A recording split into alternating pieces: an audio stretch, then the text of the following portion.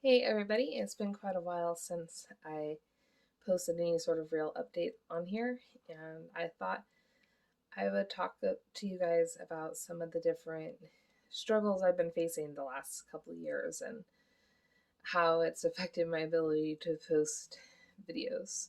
Before I start, I want to sing a little bit of a song. I've sang it on here before. It's not my song, but I really enjoy it. It's a prayer that I pray quite a lot when I'm struggling with anxiety, depression, or any other sort of difficulty that really starts in the mind. So I figured I would start by singing that. Let the words of my mouth and the thoughts from my heart glorify you. Everywhere that I go and everything that I do, may it please you. Everything I have is not my own, but it is for you. Everything I am is yours alone.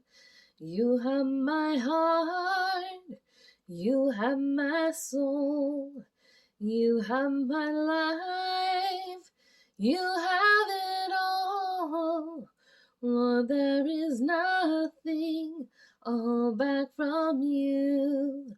You have it all. That's such a beautiful song, and I just love how it reminds me to give everything to God. Whether it's the happy moments that I'm just like bouncing up and down excited, or even the sad moments, or the moments when I'm less than who God has created me to be. Because we all have those moments, or else we wouldn't need Yeshua. um, so it's a nice reminder to give all of that to God. When I first started this channel, I didn't believe in God. In fact, if you mentioned the name Jesus at the time, or anything to do with the Christian faith, I would hang up the phone. I would get angry. I'd storm out of the room. It was so offensive to my spirit. And I just felt like I knew better than those around me. You know, they all had faith in this invisible man in the sky, and they thought he was going to make everything better. And I would get so offended, like deeply offended, when somebody would tell me they were praying for me. And it's like, well, that's great. Yeah, prayer, like that's going to do anything. That was my mindset back then, and it was really a dark place because there is no hope outside of Yeshua. There's the false hope that the world gives, but the false hope that the world gives can also be taken away. And I kind of had to get to this place where I was so utterly hopeless and in despair, with no outlet whatsoever, no friends, no hope from the doctors, just all my hopes and dreams crashing down around me, before I was ready to turn to Yeshua and recognize my own sins and the darkness within myself that I had allowed in. When I look back on all that God has done in these last 8 years since I came to know Yeshua, I'm just in complete awe of him, and how completely he just transforms a heart, a soul from the inside out. He changes your wants and your desires to echo Yeshua, to echo the way of God himself. He mellows your spirit. He makes you desire to walk in his ways. And it's not that the bad stuff doesn't happen anymore, as it does. There's days when there's plenty going on to be depressed about. But even in the really dark days, you can look and see God within them. You can see the fatal accident on the highway and think, I praise you, God, that you delayed me those 5 minutes and kept me from being in this car accident. You can see an empty pantry and have a neighbor bring over a meal and see that God moved their hand to bring it over to you. You can see your family member struggling with cancer treatments and just feel God's loving embrace through it all as you watch them and the struggles that they go through. I didn't have any of that when I first started this channel. All I had was hope in man and my own abilities, a very strong sense of pride.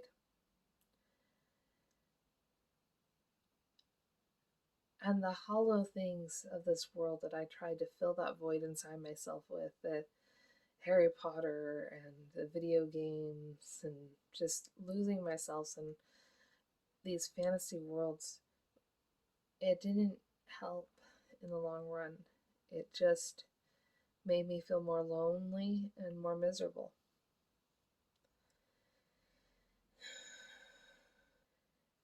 After accepting Jesus at the time,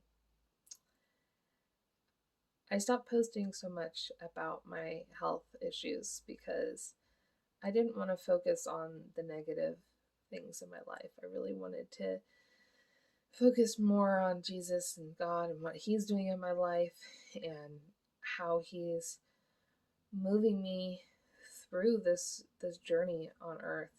I guess that's part of why I haven't posted in so long, because I don't want to make this a conversation about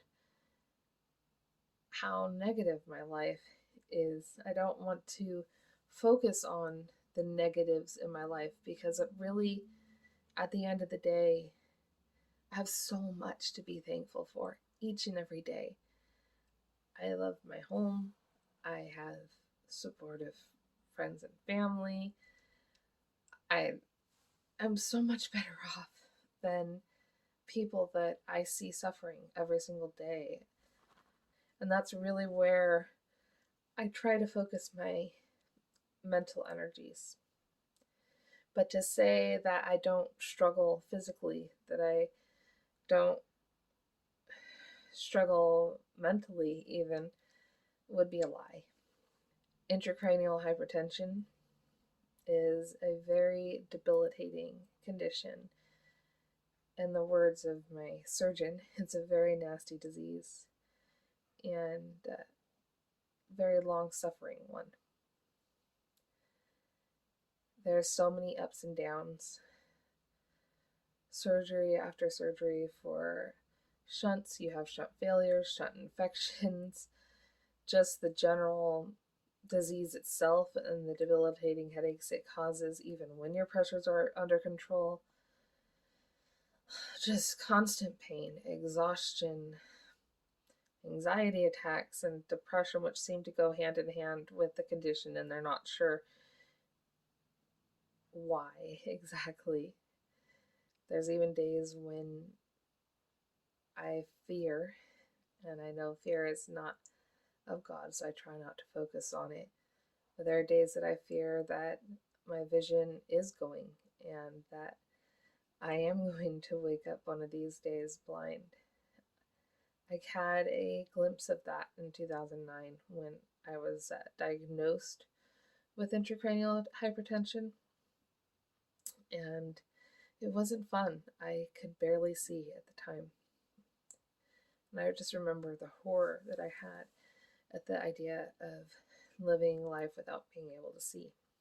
With intracranial hypertension, there is a large amount of people who have this condition who are women and who are specifically women who are obese. And I definitely fit in that category. For years, the treatment that doctors tout the most is weight loss. and they dangle it like this carrot. Like, if you just lose the weight, then you'll be better. And it makes it seem as if it's your fault that you're sick because you're not losing weight. It doesn't matter if you're trying to exercise, it doesn't matter if you're attempting to diet. No matter how many lifestyle changes you make to try and get to that better body mass index number, as long as the scale continues to be high, well, you're just obese, and that's why you're sick. And you just need to lose weight and have some self-control, and then you'd be better. It's very difficult to lose weight when the symptoms that are going on in your brain are working against you, be that hunger cravings constantly, or just the physical and mental exhaustion that make it hard to lift your head off a pillow each day, never mind taking a long walk or doing any sort of vigorous exercise. There's just so many symptoms of the condition that lead to weight gain. And it can be very frustrating when you're trying to do the right things. The weight just isn't coming off. It can be very disheartening.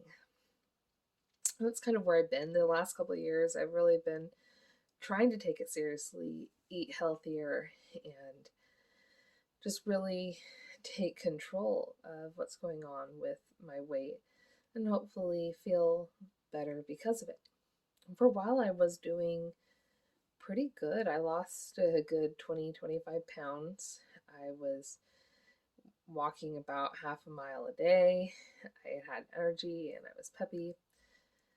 And even though I still had other symptoms of my condition, I really felt like I was able to function and do some more stuff and be more of who I really am and interact with people more. So that was really exciting. And then life hits you out of nowhere and barely leaves you hanging on, as my friend Jody would say in her song. I just had stressful event after stressful event happen, one after another in 2021. I found my mom unable to move pretty much the entire left side. It was one side of her body that she couldn't move. She couldn't move the arm. She couldn't even lift her arm. And her face was all lax. And they said that she had a stroke. There was disagreement between the doctors whether it was a full stroke or a TIA. But whatever type of stroke it was, she was having a stroke. So I found her like that. And then for weeks, I would find her with low blood pressure issues, practically passed out. And one day I found her completely unresponsive, face down on the floor, and I thought she was dead. She turned out not to be. It was an accidental overdose of her medication. She took too many meds at once because she was confused, and she almost died. The same week that they were taking care of that happening to her, I found out that my dad was dying of lung cancer that had metastasized to his brain. For an entire month, I was having anxiety and panic attacks so severe that I couldn't actually live in my own home. I actually stayed with my grandparents for at least a month during this time because everything about life became completely overwhelming to me. And I just could not handle functioning. During that time, I started my binging on sweets again and just not having a healthy lifestyle.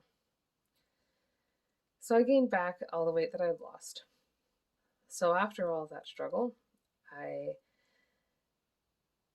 finally got to see my dad for the first time since I was 2 years old. It was an amazing reunion and sad at the same time. He was bedridden in a hospital bed, and his mind just wasn't all there. He'd had some seizures and it did some severe damage to his brain. And even though he was there and we got to have that healing moment of embracing each other, he wasn't just all the way himself. And that made my stepmother sad because she always said that she wished that I got to meet my real dad. Because even though I met my dad, he wasn't the same man that he was before that. And it breaks her heart that I never got to see him in his full mind. So I came home after that, and I was finally able to stay in my own house. Over time, the anxiety attacks got less, and God helped me to just work through a lot of the fears and anxieties and just learn to hand things to Yeshua more and to just fully trust in Him, even despite everything that was happening. December of 2021, just before Christmas time, I think it was, my dad died, and was a peaceful passing, which is a blessing. After he died and I had found out, I just really felt this freedom in my spirit. Like, I don't know, I felt more vigorous and alive in a way. It's hard to explain, but it felt like some sort of spiritual chain had been broken off of me. And so I tried again to do the eating healthy and exercising and just really working to lose weight. And I lost, I think, about 15 pounds. And then my weight plateaued. I wasn't losing any more weight. Nothing was helping. I had less and less energy. And I just was stuck there. It was so discouraging. So I kind of threw in the towel after a while. I can't remember exactly what stress was going on at the time, but I was dealing with some stress again in life. And it was like my taste buds changed. I couldn't even eat salad without gagging. It just tasted disgusting to me. Same things that weeks before had been absolutely delicious to me. It was like the way I was experiencing the food had changed it to sewage in my mouth. And no, it wasn't a COVID thing. It just, I think it has more to do with like the stress hormones and the way that the anxiety affects your eating habits. So I ended up giving up again and just really not focusing on being healthy. So I got back up to about 286 pounds, which is one of my highest ever weights. It's just like nothing was helping. So this January, I've tried again to start eating healthier, and I was losing about 5 pounds a month, but like nothing extravagant, and it was taking a really long time for weight to come down at all. And then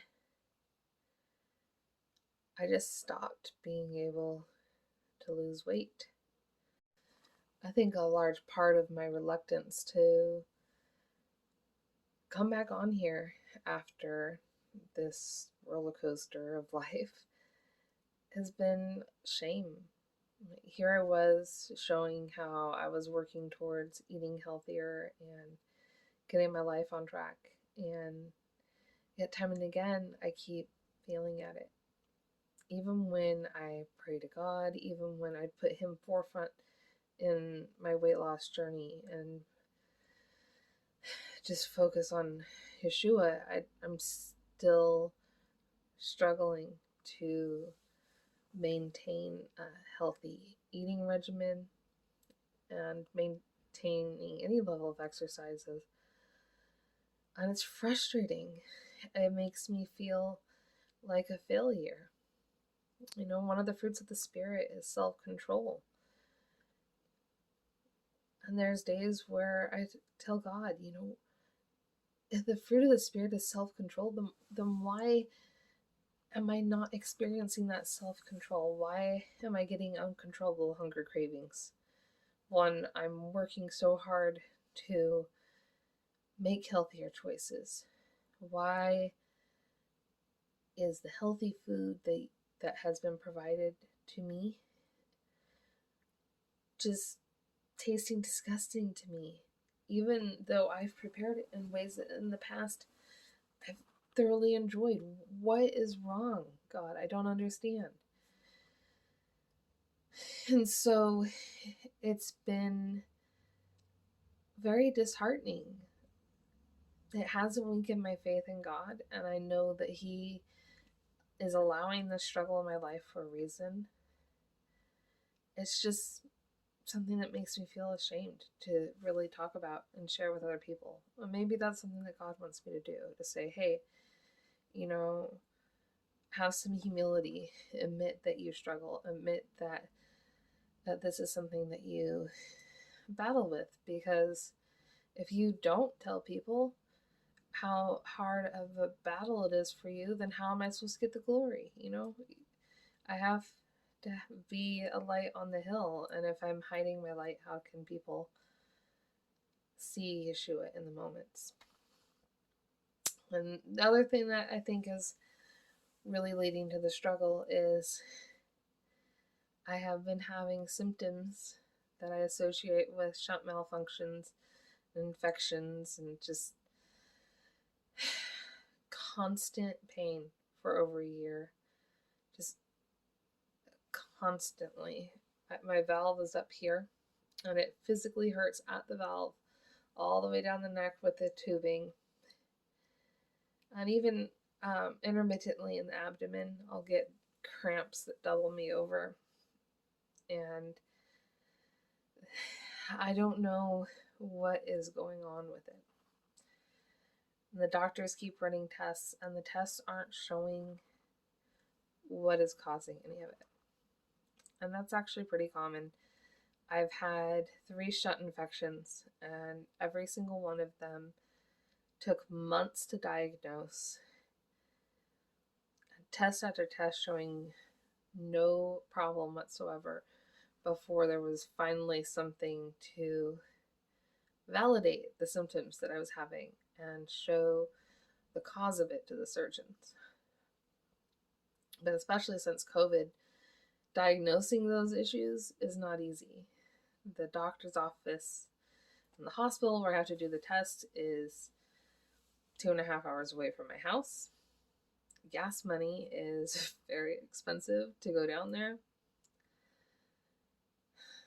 And it's very disheartening to go all the way down to the hospital, do the tests, spend all that money, and then have no answers time and again. And the last time I saw my surgeon in September, she literally told me that she was sorry there was nothing that she could do for me unless the test showed what was going on. She wasn't willing to do surgery. And she basically was just telling me how nasty a disease it is. And she knows it's miserable to live with, but she doesn't think that surgery would help me. And I left that office just holding in the tears.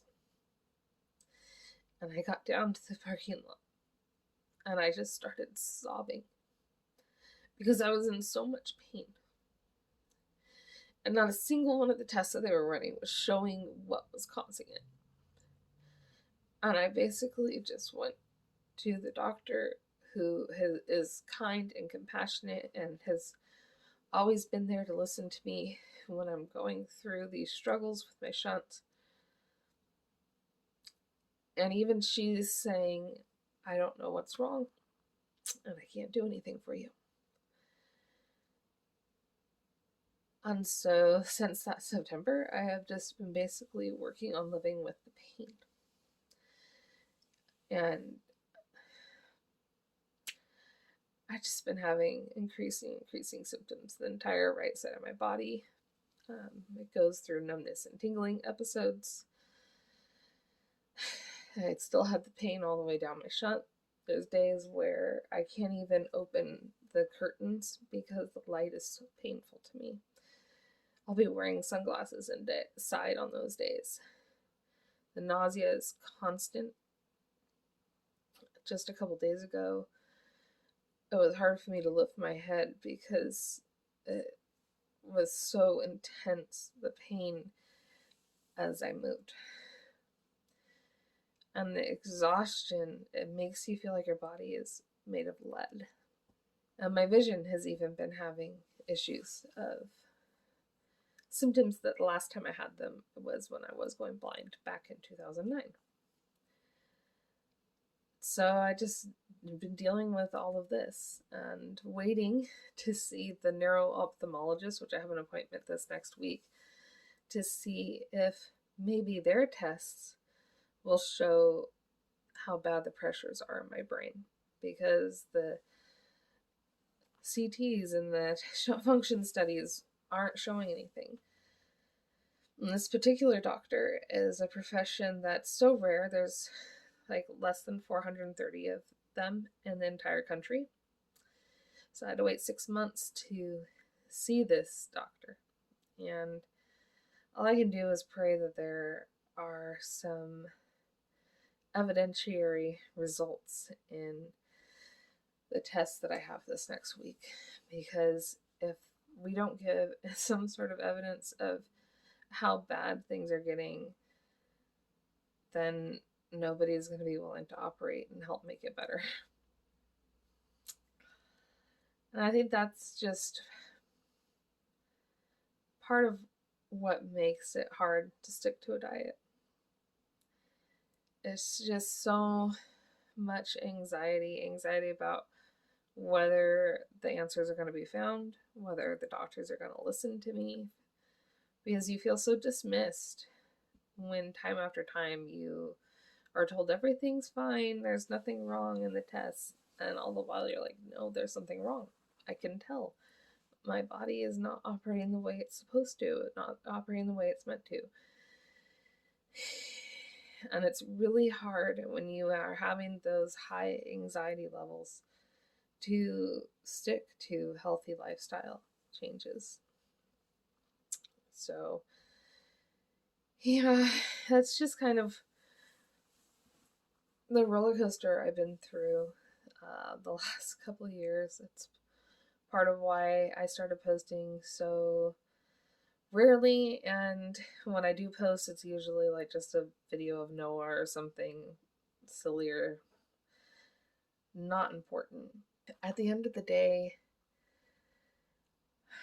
my story is a story that should point to God and all the miracles that He can do in a person's life. And there's days when I feel like my health struggles, sharing them would almost be a detriment to God, because I don't want people to think that because my life is a struggle with the constant pain and all that stuff, that takes away any of God's power.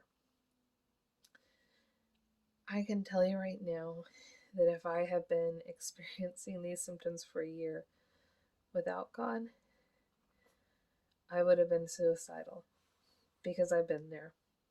And even though I never attempted suicide, there were plenty of days where I just wished so hard that I would never wake up. It's completely different now.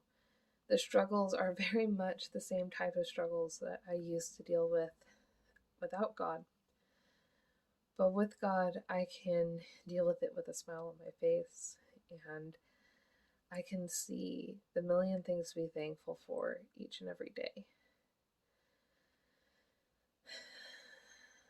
And I guess in its own way, that is a testimony to God and His power.